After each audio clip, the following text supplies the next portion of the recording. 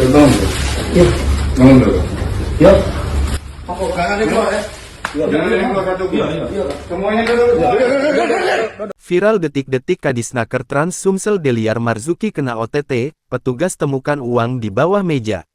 Kepala Kejaksaan Negeri Kajari Palembang Hutamrin memimpin langsung operasi tangkap tangan OTT terhadap Kepala Dinas Tenaga Kerja dan Transmigrasi Kadisnaker Trans Provinsi Sumatera Selatan, Deliar Marzuki, Jumat tanggal 10 Januari tahun 2025. Detik-detik saat dilakukan OTT terhadap Deliar Marzuki viral di sosial media. Dalam video berdurasi 50 detik yang beredar, petugas terlihat menemukan sejumlah uang di bawah meja Deliar Marzuki.